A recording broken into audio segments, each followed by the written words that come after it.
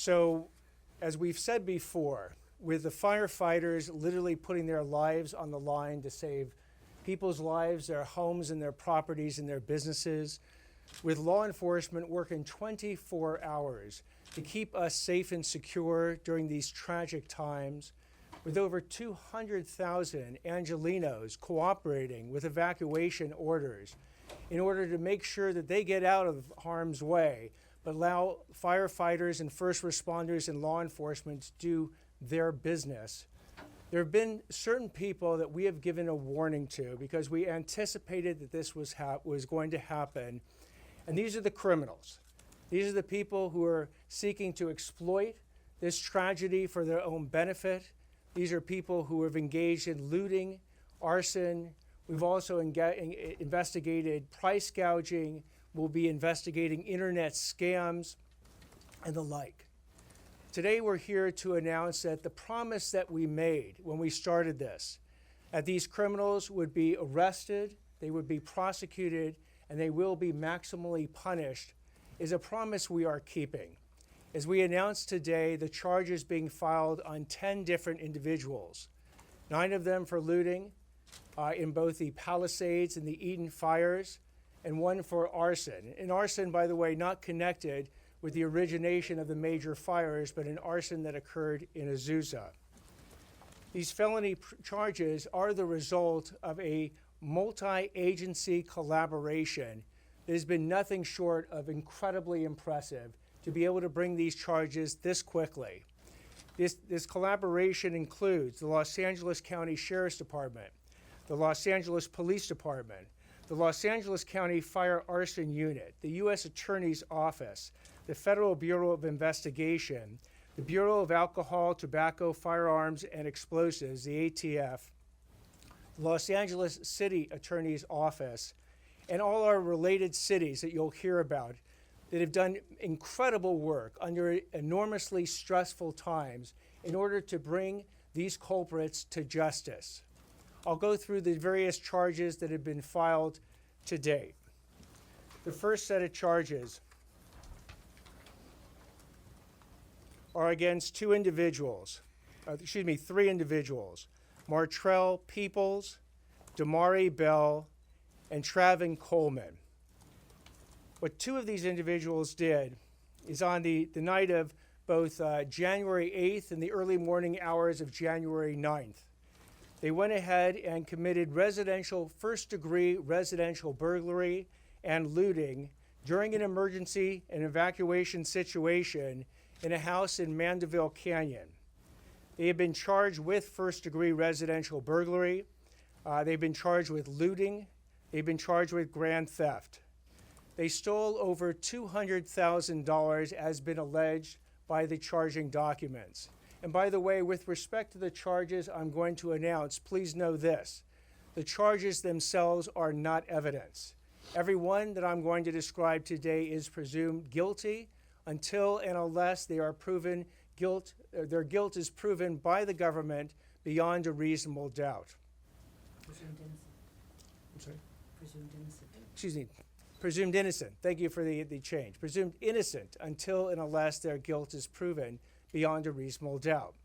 So back with Mr. Peoples and Mr. Bell. They went ahead and committed these crimes, and when they committed these crimes, as you're going to see on this TV screen right here to my left, it was caught on a Ring camera. If you can play that as we're speaking.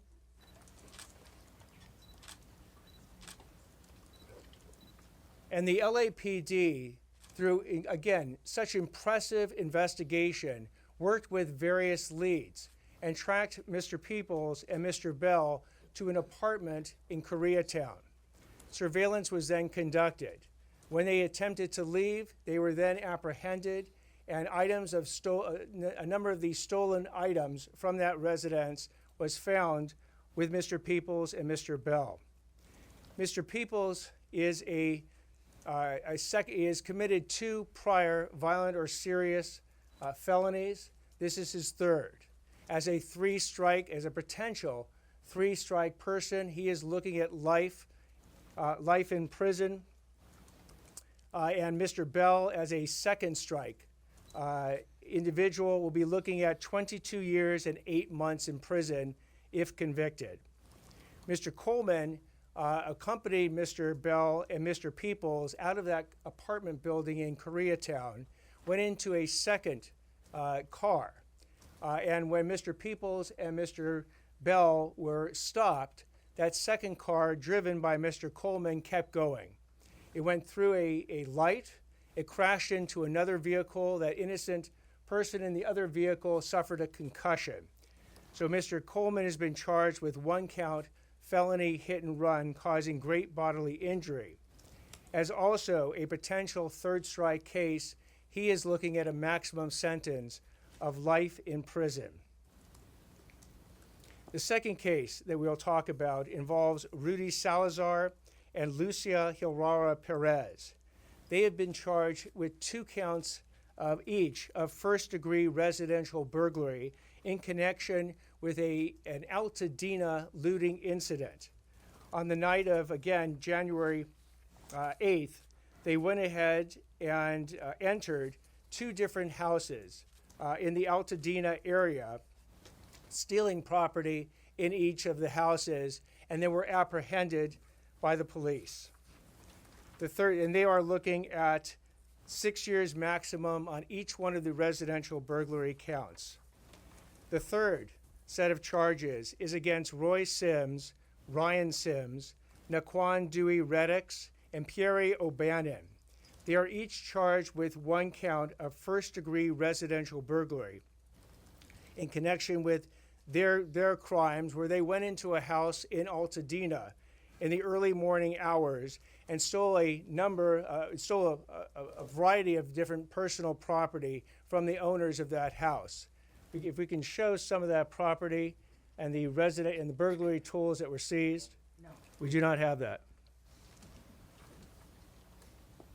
Among the property that you'll see that was stolen in that particular incident was actually the Emmy Award of the resident who lived there.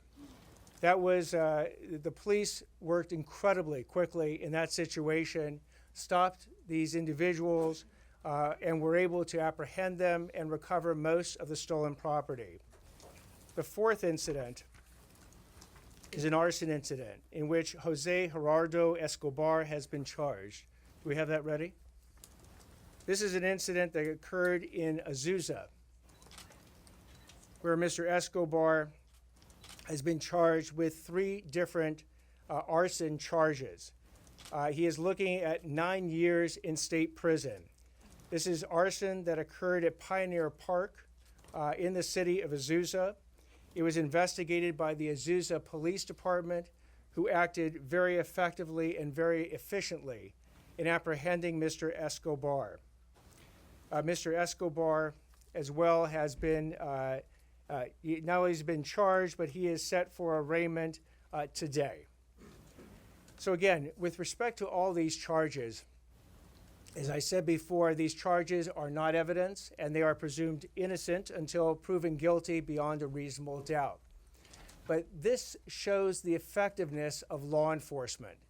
So when I said, and I have been saying over the past couple days, the question is not if, but when you will be caught if you engage in these crimes.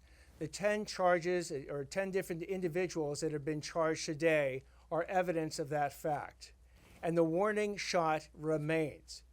Do not go ahead and engage in looting, engage in internet scams, engage in price gouging. Do not violate evacuation orders, and do not commit any of these crimes in which people are trying to profit from the tragedy of the people who have suffered from these various fires. What I'd like to now do is introduce both Los Angeles Police Department Assistant Chief Blake Chow and Los Angeles Police Department Deputy Chief Alan Hamilton to provide further words. Hi, good afternoon. My name is Blake Chow, it's BLAKECHOW. You know, I just want to say on behalf of the Los Angeles Police Department, if you've followed this whole incident, all week we've been standing together as a regional team. The sheriff, district attorney, thank you, Mr. Hochman, city attorney, supervisors, city council members, Because the only way we're going to have an impact and keep our community safe is if we stand together and we operate as a team. And I will tell you, in the Palisades area and the fires that we've experienced in Los Angeles, isn't it bad enough we have 40,000 people potentially that have been evacuated from an area, and then we get a handful of people that want to come up with activity to go victimize them. It's not enough that they have to worry about their properties and rebuilding and things like that, but now they would have to worry about criminals coming up there and taking advantage of them. So I want to really applaud our district attorney, and I also, for the charges that were filed, those are really important to send the message to the people out there that are not only thinking about going up there and victimizing the properties, but the stuff that may come after this in the form of scams. You're not going to get away with it, and this team is not going to let you get away with it. And for the residents of Los Angeles, on behalf of our police chief, I just wanted to tell the residents of Los Angeles, this team has your back. We have patrols up in the hills right now while the evacuation orders are in place to make sure that your properties are safe. And as you can see with the investigation, when we get evidence of a crime, we leave no stone unturned, and we find people, and we will bring them to justice and hand them over to the district attorney. So again, on behalf of the city of Los Angeles, thank you for this team. This is really the one way that we're going to ensure that this region is safe, and the people that live in our region are going to be able to come back to some sort of semblance of their normal lives. Thank you. Good afternoon, everyone. Alan Hamilton, Chief of Detectives for Los Angeles Police Department. I want to first acknowledge the dangerous and difficult work that's been done by our brothers and sisters in the fire service, especially our Los Angeles Fire Department employees, and our Los Angeles Police Department officers and employees, both sworn and civilian, who stood shoulder to shoulder with our firefighters from all over the United States and the world, really, to help fight this fire and bring justice to these individuals who are being victimized again. A couple of things on the investigative side. So for the individuals that were involved in the burglary up in the canyon, our investigation started immediately upon report, and we were quickly developing investigative leads on that case.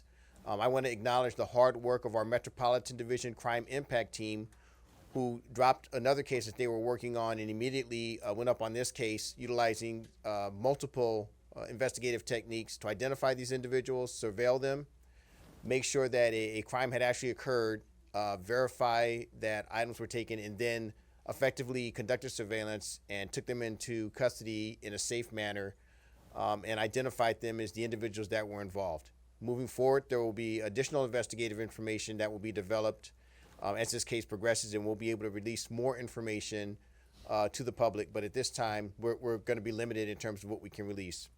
In addition, I think most people are aware there was an incident where various individuals were attempting to identify themselves as firefighters. We continue to make progress on that case, and I anticipate that is going to result in a successful filing as well. We've been able to develop information through our investigation that shows that there were conspiratorial acts that were involved in their activity, and I anticipate in the very near future we'll be filing additional charges against those individuals, as well as the misdemeanor charges of impersonating a public official. So I'm gonna close my remarks with this. We are aware that there are other crimes that have occurred, and my message to the public is this. Number one, we are aware of some of the individuals that are involved. The Los Angeles Police Department is going to continue those investigations and take them wherever they lead to. And I anticipate that we will be announcing additional arrests in the very near future for individuals that have been involved in activity within these closed areas. And there will be more to follow on that. The other thing I want to do is assure the community that at times you will see us out there in uniform and in black and white patrolling the area along with our National Guard partners. There are other times that you will not see us. We will be working undercover. We will be on social media. We will be conducting other investigations to bring every single one of these individuals that are involved in this criminal activity in the city of Los Angeles to justice. Thank you. Thank you very much. I'd like to now introduce Los Angeles County Sheriff Robert Luna. Good afternoon, and thank you all for coming What you see up here, and you're hearing pieces of it, is probably somebody who is out here looking to burglarize, loot, or commit other crimes here in the county of Los Angeles or the city of Los Angeles' worst nightmare. And I say that because standing around me, and you'll hear from a lot of people from the get-go, when I was communicating with Chief Jim McDonald, I was getting calls from the district attorney, Nathan Hochman, who says, hey, if there's anybody committing crimes, I want to know. I want the cases as quickly as possible. Getting cases from Martin Estrada, I'm not getting cases.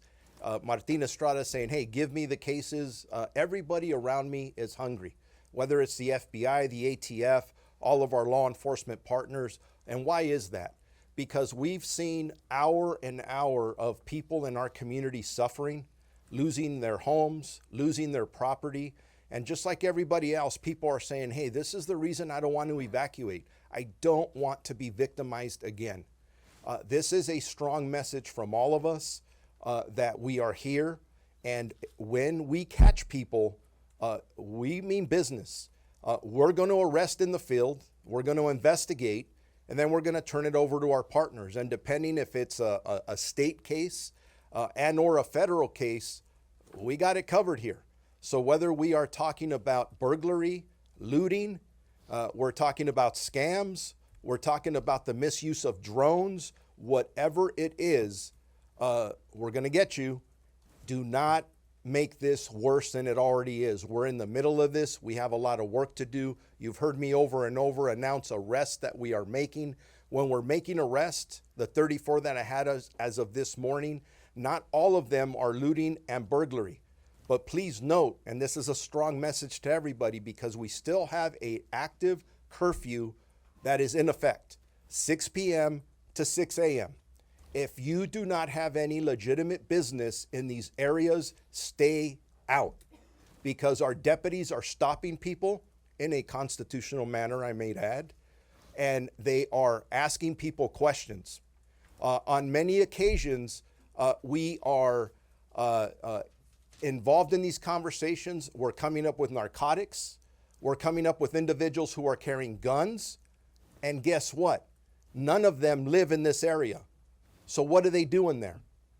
You got to think, hey, why would I, if I have narcotics and a gun on me, go to an area that has a curfew in it? Well, that's what we're dealing with. We're going to deal with that. We're going to continue to work. And I appreciate the work that all of these folks are doing to make sure that the people in our community do not get re-victimized. Stay out of the curfew area. Do not come here to do anything you shouldn't be doing. You're going to get caught. And as you heard from the DA, and then you'll hear from our federal partners, you're going to get hammered. Thank you. And by the way, on behalf of all of our community and the deputies that I'm talking to who are working their butts off out there away from their family on 12-hour shifts plus, thank you guys for the work that you've done and the work you're going to do, because our police officers and deputies want to know when they stop and arrest somebody that somebody's going to get prosecuted and there's going to be consequences. So thank you. I'd like to now introduce Azusa Police Department Chief Rocky Wenwick.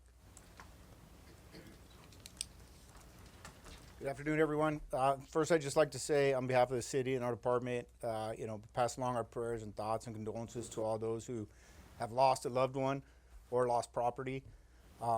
To add to the previous speakers, for us, we're outside that fire zone, immediate fire zone area.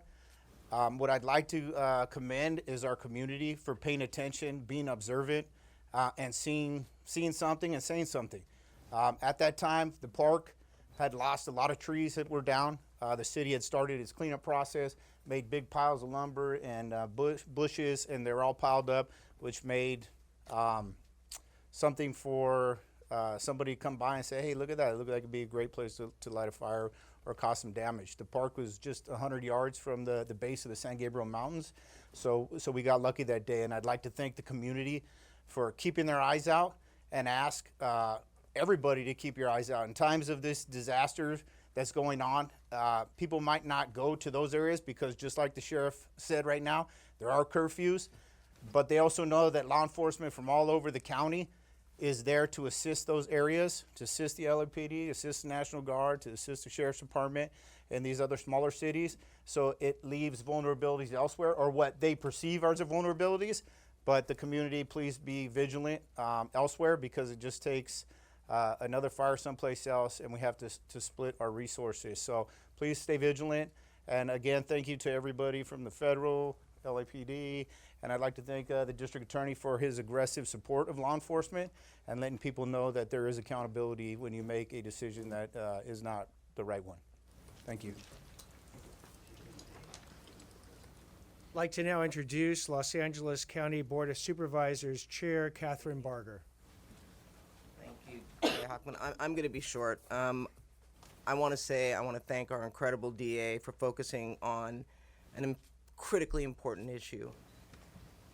I've met hundreds of residents whose greatest fear, beyond the fact that they've lost their home, is that people are going to go in and steal whatever they have left.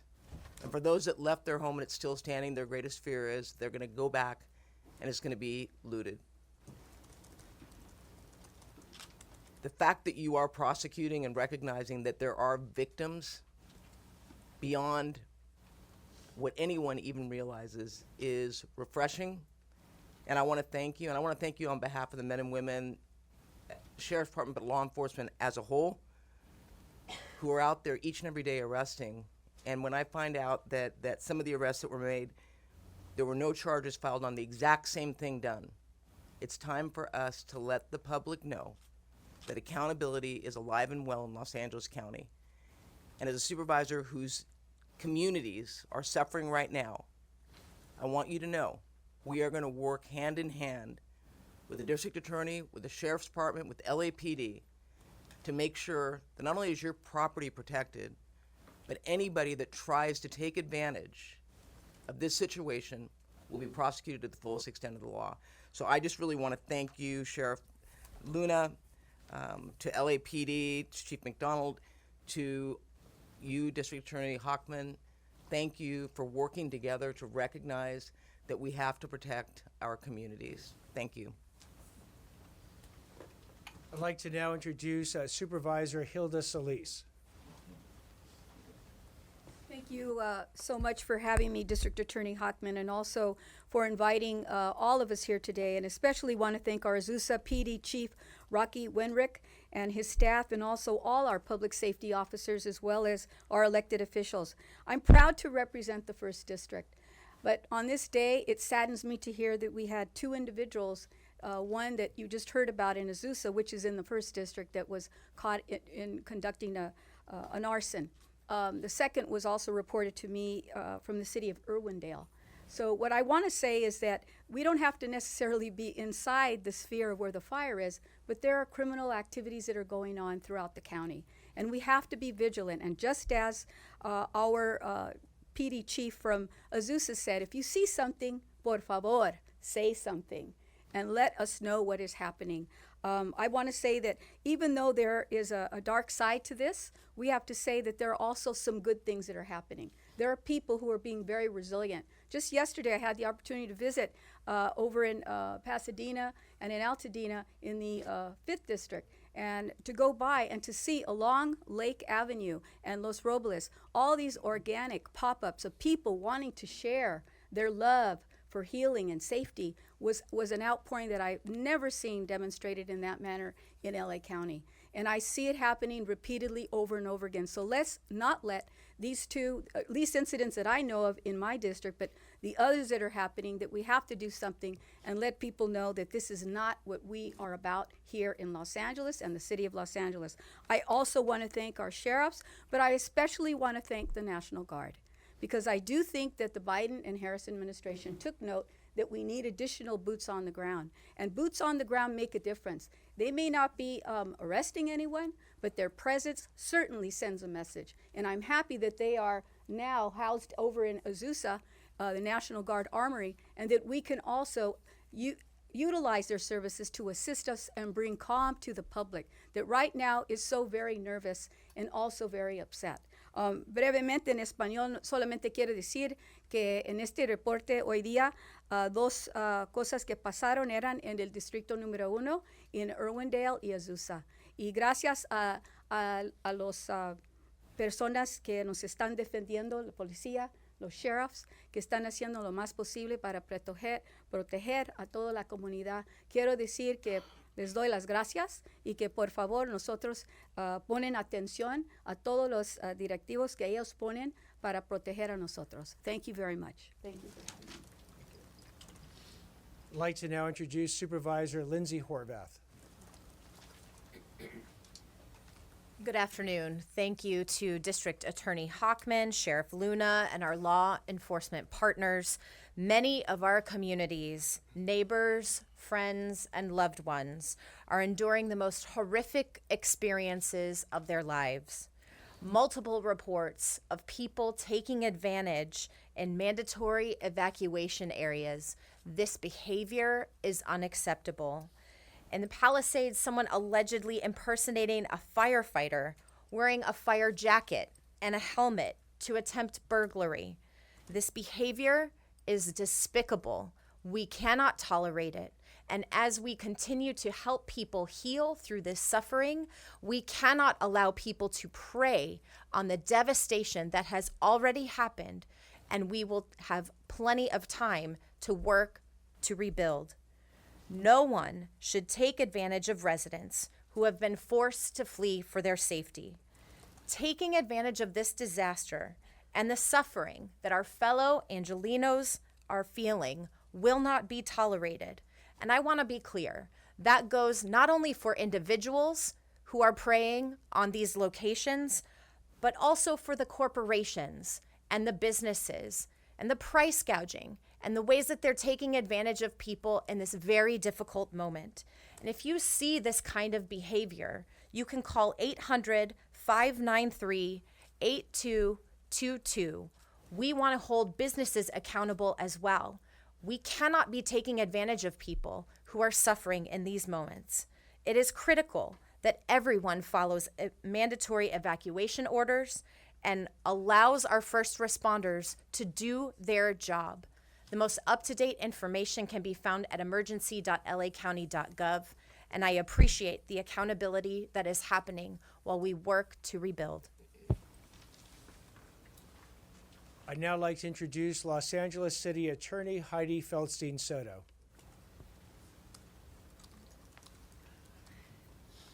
Hello, everyone. Good afternoon. I have a dual role in our city. I'm both a civil lawyer for the city, and I am the chief prosecutor for the city of Los Angeles, and I'm here in that capacity.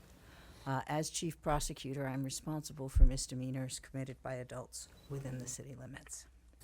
Let me start with everyone who's been affected by the fires that have devastated so many lives. I've spoken to many of you on the phone. I spent a lot of time on the phone with particularly the Pacific Palisades and Mandeville communities.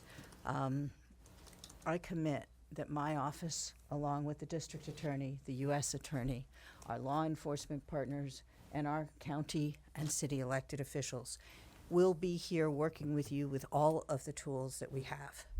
Today's press conference is about public safety and about the criminal side of what I do. I want to take 1 second to also assure you that we are laser focused in our civil side on legislation, on investigation, on disaster relief, on mortgage tax and insurance expenses, on cutting through red tape and bringing every single legislative, executive, civil, and law enforcement resource we have available to help all of you and all of us get through this disaster, recover, heal, and rebuild. That is what we as Angelenos have done for as long as I've lived in this city. I am really honored to join DA Hochman and this multi-agency coalition to talk about the steps that we are taking collectively at a city level, at a county level, at a state level, and with U.S. Attorney Martina Estrada at a federal level to ensure the safety and well-being of all of our communities in the wake of the fires and to hold accountable every single solitary criminal who seeks to prey upon people who've lost so much already. Whether it is looting, which usually falls to the district attorney, price gouging, which I think all of us have jurisdiction over, fraud, scam artists, trespass, which usually falls to me, or any other effort to take advantage of those who've been evacuated or otherwise affected by this crisis, let me add my voice to the chorus. My office will lean in to ensure that no individual gets away with illegal or predatory conduct. My office is prepared to hold everyone and anyone who engages in price gouging for housing, for shelter, for essential consumer goods, food, services, veterinary care, health care, accountable. Price gouging laws went into effect. For those of you who doubt it, they went into effect immediately upon the declaration of a state of emergency. No one, and I do mean no one, can increase pricing on any of these items: housing, shelter, food, water, clothing, pet care, health care, any other essential goods or services by more than 10% without violating the law. Violations are both criminal and civil. Violations of the price gouging statute are subject to criminal prosecution with up to 1 year's imprisonment and up to a $10,000 fine. Violations are also subject to civil enforcement, and my office has a public rights branch dedicated to civil enforcement. We have formed a price gouging task force within my public rights branch, and that is punishable by an injunction, by restitution, by up to $2,500 per violation. We are working with the mayor's office and city council on a dedicated intake system to address price gouging complaints in particular, and our lawyers and other legal personnel are already getting back to residents who have reported price gouging. If you are a victim of price gouging or aware that it is happening, if you see it happening because all of a sudden an apartment that was for rent for one amount doubles in price, please email my office to a dedicated email to this that is ATT, which stands for attorney, dot price gouging task force at lacity.org. att.pricegougingtaskforce at lacity.org, or call us at our dedicated price gouging line, 213-679-5035. As a result of this unprecedented emergency, so many of us face uncertainty about our futures, and it is the responsibility of everybody up here to ensure that those futures are bright, or as bright as they can be under the circumstances. I'm really deeply grateful to and humbled by the actions and the bravery of our city, our county, and our neighbors. To our firefighters, to our law enforcement, to our first responders and volunteers, my deepest gratitude for your heroism, strength, and unceasing commitment to saving lives and property across a vast area of our city and our county, an area much bigger than any of us thought possible. I thank our neighbors in California, in other states, and from across our northern and southern borders. I thank our federal government and our state for providing the National Guard and providing the resources, expertise, personnel, and equipment that they have. And I thank each of you, the press and the public, for helping us get out the message, for staying vigilant, for notifying us when something goes awry, for letting us know when you suspect arson, and for your resilience and commitment to our city, and your many, many acts of kindness and compassion in helping all of the families, friends, and neighbors in need. I am so proud to stand with our district attorney and our law enforcement partners. Thank you. I'd now like to introduce United States Attorney Martina Estrada.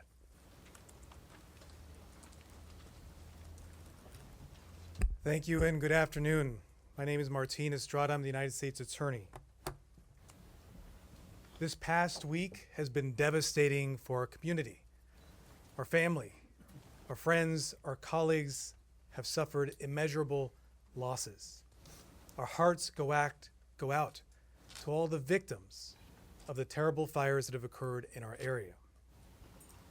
But I will say, one thing I have seen time and time again is the resilience of this community. When the times get tough, we come together. That is no different with regard to law enforcement. The level of cooperation and collaboration with our law enforcement partners, federal, state, and local in this area in Southern California is top in the country. We come together, whether it be violent crime, human trafficking, you name it, we come together. This time will be no different. We will collaborate and work together and bring the same approach to holding accountable all those who engage in crimes related to this disaster. Now, the first priority is stopping these fires, stopping the destruction. My deepest gratitude to the first responders, the ones who are out there on the lines fighting for us. God bless them, they deserve our prayers. But another priority is ensuring that there aren't people out there who victimize others, criminal opportunists who take advantage of this situation. This sort of behavior is completely unacceptable, and because of that, it is critical that we all work together to hold such individuals accountable. Let me talk about what we're doing as federal authorities.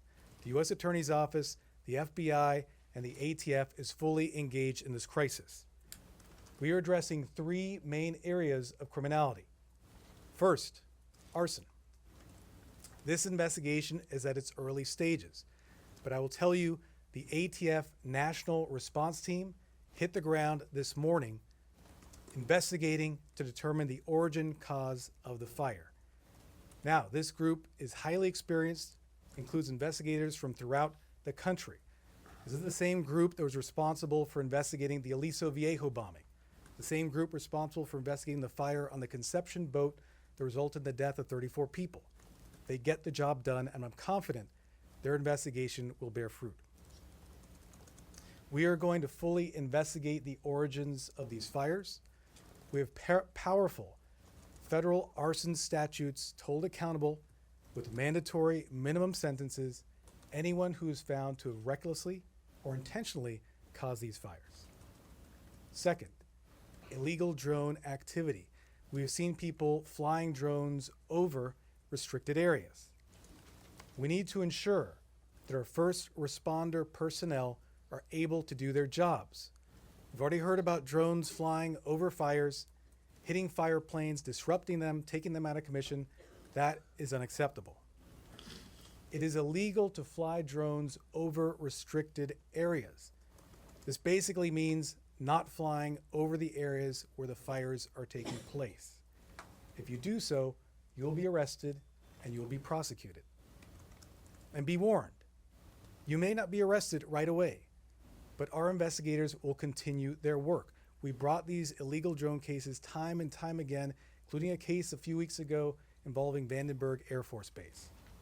As we speak, we have investigators issuing legal process, investigating social media posts of drone footage in the fire areas, looking through that footage to determine the perpetrators in order to hold those people accountable. If you're thinking of flying a drone over an impacted area, over a fire, the message is simple: don't do it. Third, fraud. We are not going to allow victims to be re-victimized. Certainly, as the district attorney talked about, looters will be held accountable by his office. But we will take on some of those more sophisticated fraudsters who are out there using other means to steal. This is one of the largest disasters we've ever faced. We will see huge amounts of relief money coming into this area, including federal funds. If history is any guide, including through the pandemic that we all went through, the COVID-19 pandemic, there are people who will attempt to steal that money. Let's talk about two areas of fraud we are vigilantly monitoring. First is federal recovery funds. The Small Business Administration, FEMA, and other federal agencies are beginning their efforts to support homeowners, renters, business owners with relief funds. During the COVID-19 disaster, we saw people committing identity theft to steal that money. My office can use mandatory minimum sentences against anyone committing such conduct to hold them accountable. Second is charity fraud. People around the world are looking for ways to support the victims. This is a good thing. People are generous in times of need, but it also creates an opportunity for fraud. Charity fraud is a donation scam where people are tricked into donating money to a group or a fake group that essentially provides no services for the victims. We will investigate any group that illegally diverts funds from the victims. And let me say, as I mentioned, generosity is a good thing. But fraudsters will target victims and generous individuals who want to help. They'll do so through many means, including social media posts, including calls, including texts. Keep this in mind. True charities will not pressure you into giving funds. If you come across deceptive individuals who try to push you to donate money, that raises suspicions, and do not donate. Make sure your money goes to trusted organizations, and beware of websites that may try to mimic real organizations. There's a lot of fraud out there and people trying to perpetrate it. In conclusion, regardless of the type of crime we are talking about, we will hold people accountable. There is zero tolerance for any criminal activity arising from these fires. Together, we will recover from these fires. But the ongoing work, the recovery work, including protecting the victims and protecting those people who would like to help the victims and protecting relief funds, will be ongoing. We will be vigilant. Now, before I conclude, I want to give out a number from the ATF. If there is anyone out there who has any tips on the origins of the fires, any of the fires, please text 63975 with your tip. That is, again, the number 63975. That will go to the ATF National Response Team. Thank you very much. I will now introduce to the podium Special Agent in charge of the FBI, Akil Davis.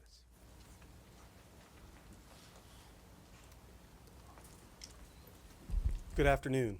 My name is Akil Davis. I'm the Assistant Director in charge of the FBI's Los Angeles Field Office. I want to state my condolences for those who have lost loved ones, property, and are currently suffering. We at the FBI also have employees that have lost everything that they own. It's a traumatic event for all of us, all Los Angelinos, everywhere. I'd like to highlight just 2 lines of effort that your local FBI office is involved in. U.S. Attorney Estrada highlighted our drone efforts. FBI Los Angeles has created the nation's first counter-UAS task force. This task force has been deployed to the Rose Bowl, it's deployed to the Golden Globes, and it is deployed to all of these fires. We're out there every single day looking for drone pilots, looking for operators that are disrupting our most critical effort to contain these fires, and that is the airdrops. I'd like to foot stomp what our brothers and sisters at CAL FIRE said. If you fly, we can't. Meaning if you fly these drones, we're not able to use our most sophisticated technique to contain these fires and save lives.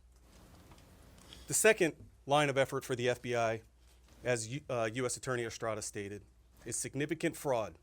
As we have seen from COVID fraud, Hurricane Katrina fraud, we've seen earthquake fraud, all those monies that are pouring into our communities, fraudsters are sitting right now trying to figure out ways to steal that money. You heard Sheriff Luna reference the term being hungry.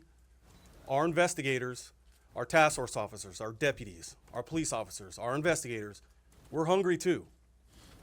We're hungry to try to find the fraudsters that are stealing this money and preventing it from getting in the hands of the people that need it most. There are 2 ways you can reach the FBI.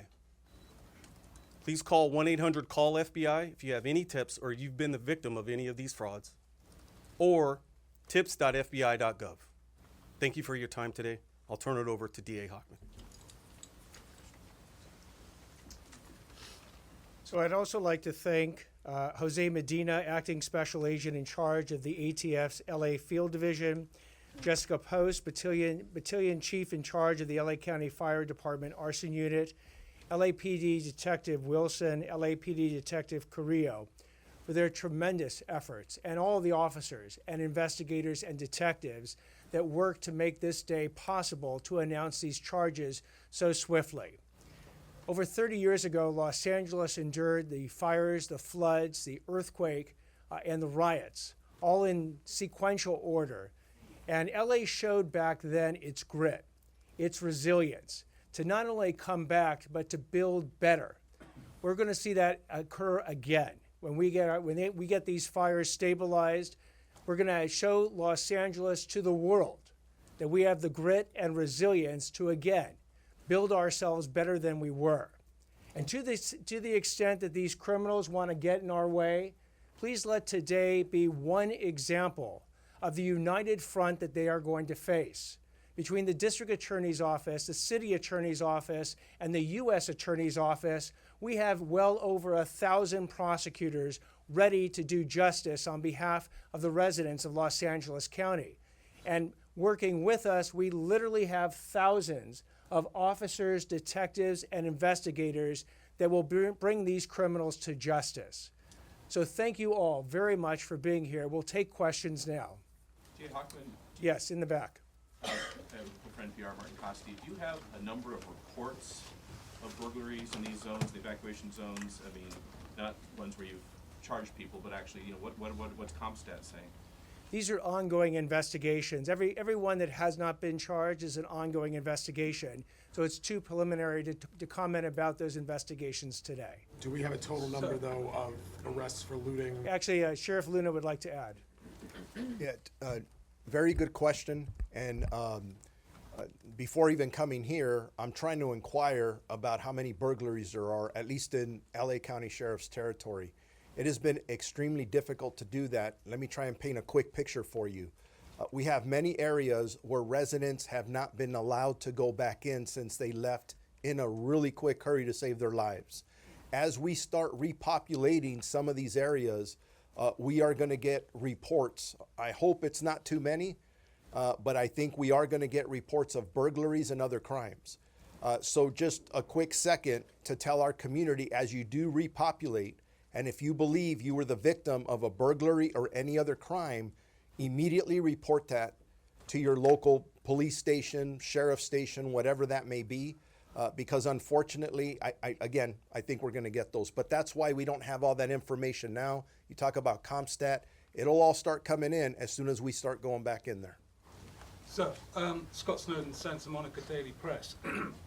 We talked about some people who were impersonating firemen, and it's been confirmed that they were in fact wearing the uniform and helmet. How did they get those? Were those stolen? I can address that. So that's part of the investigation that feeds into some of the information. So we're not going to disclose those parts of the investigation at this time. As the prosecution moves forward, at whatever level it moves forward to, we will be releasing additional information, especially after we confirm which charges are going to be filed. At this time, we can't really discuss it. Chief Hamilton, quick follow to that. That was the people impersonating. That was at the Palisades fire scene? That's correct. They found, do you believe they had also been involved in looting or burglary, or they found stolen property? We believe that they were conspiring to conduct illegal activity, including looting and residential burglary in the area. Just let me follow that up, because I would just want to tag on to something that Sheriff Luna said, that, this has been a very, very chaotic scene for everybody right now, and we have a lot of areas right now residents have not been able to go back. I know that LAPD has reported 14 arrests for fire-related things, many of which you have seen here, but I think, for example, what the individuals that are arrested with the fire uniforms, we're pleading with the public, if they have any information that they may have seen these individuals in other parts of the Palisades, we need that information, because as the Chief Hamilton had said, this investigation is not closed, it's still going, and as residents begin to repopulate and we get more information, ring videos and things like that, those are the things that we're going to need to really get a picture as to how many crimes may have occurred in that area. Chief Cheryl? Yes, right here. Natasha Chen, CNN. I know that the investigations into the origins of the fires for Palisades and Eaton are still ongoing. As far as that task force activity is concerned, though, is there any indication that there's investigation into possible human involvement in the Palisades fire, whether that be accidental or intentional, and for the Eaton fire, a potential electrical transmission tower? So we're not going to address at this point that part of the investigation. That'll be conducted by the Bureau of Alcohol, Tobacco, Firearms, and Explosives. More information will be forthcoming from that investigation in the future. Will ATF have a news conference? anyone? So we are speaking on behalf of ATF. We are coordinating with ATF on the investigation and any potential prosecution. We are at the initial stages at this time, so we ask for patience as we go through this investigation. Everything is on the table in terms of the investigation and potential statutes that are in play. I gave you the number. I'll repeat it. If anyone has any tips, I encourage them to text the following number, 63975. But given that the investigation is at its early stages, we cannot provide further information. How many of the cases qualify for federal charges, and what it will be the maximum sentence if somebody is accused of arson? Anyone who intentionally or recklessly causes a fire can be prosecuted federally for arson, carries a 5-year mandatory minimum sentence, and from there, depending on the facts, the sentence can be much longer, including decades in prison. Mr. Estrada, can you just, clarify, is this arson investigation just normal matter of course given the devastation, or are you acting off information that there may have been an intentional fire set, Palisades, Eaton, otherwise? I can't get into details of the investigation. I will say this is by no means the normal course. We're dealing with the largest disasters in our area ever. It's for that reason we asked the ATF National Response Team to get involved. Highly experienced group has done this throughout the country, including in our area before, with success. Thank you. How many cases are on your hands? The investigation is its early stages. Don't you have any number of investigations? We are investigating all the fires for potential arson. We are looking at all the fires. We're focused on the Palisades fire and the Eaton fire this time. Sheriff Luna, given the level of frustration and misery for so many people who are out of their homes, there's been some reports of vigilantism. Are you concerned about this, and how do you mitigate it if indeed it is happening? Concerned, yes. I think we're always concerned. As the days wear on, people, our community, our residents who live there, they're getting angry and they're getting frustrated. We're going to try and do everything we can to enhance our communication. That's why every time we get up here, we talk about the reasons why we are not repopulating as quickly as we would like. There's still a lot of hazards out there, for example. As we're speaking now, I still have search and rescue teams that are out there trying to recover remains of individuals, correlating missing persons to addresses that used to be there. There's a lot of work there. So again, I plead with our communities, be as patient as possible. There is no conversation that we're having as a county family with our city partners that doesn't include evacuation orders and warnings without, okay, when are we going to repopulate? Because we're hearing our community loud and clear. All of us, I know our supervisors are going out personally and listening to our community and their frustrations. We know it, we're staying on top of it. None of us have been off one day. All of us are working 16, 18-hour days, and we're doing this because we want to get back to normal as quickly as possible. But I do remind everybody, I mean, I just read the weather report before coming in here. We're gonna experience some significant winds. I'm very concerned about the dangers that we still face, concerns that our community still faces. So we're still in the middle of this, but please communicate with us, and we'll continue to work on putting out as much public information as we possibly can. We don't want our community to go that direction. Now, if the vigilantes you're talking about are people who live somewhere else and are gonna come and cause problems, this team I have around me, we're ready to deal with that. I see the show of support here today, and it's massive and impressive, but to someone who feels desperate, how can you reassure them? Somebody who lost their home, we will do everything we can to make sure that you are aware that we're here, we care, we're going to respond, we're going to investigate, and the reason we're here today united is because we are communicating. We have been communicating from the beginning. We're going to be something that the rest of this country looks at and says, how did you guys do this? That's where we're at. That's the assurance I want to give our entire community. We are here for you. The FBI. Hochman, sorry, we have time for one more question. A question for the FBI. Right here. You have pieces of that drone that hit the super scooper. Have you made any progress in that investigation? Do you have any persons of interest that you're looking at or speaking with? So that investigation is ongoing, and yes, you're right. We have collected pieces of that, and we're putting that together as we would through a normal course of investigation. There's lots of avenues to investigate regarding that. So that's all I'm going to say is as far as that goes. And have you had any more incidents with drones and firefighting equipment? So we are coming across probably 20 incursions a day. Now, our numbers vary a little different than what the fire department puts out, and that's just because of the focus on the area that the FBI is looking at. Our focus is a little bit more narrow than what the fire department's looking at. So, you know, the numbers we're putting out are probably between 20 and 30, and the fire department's is about double that. But the fire department is correct. There are that many drones in the air at any given time. And that's why we continue to stress to the public, stop flying your drones over these fires.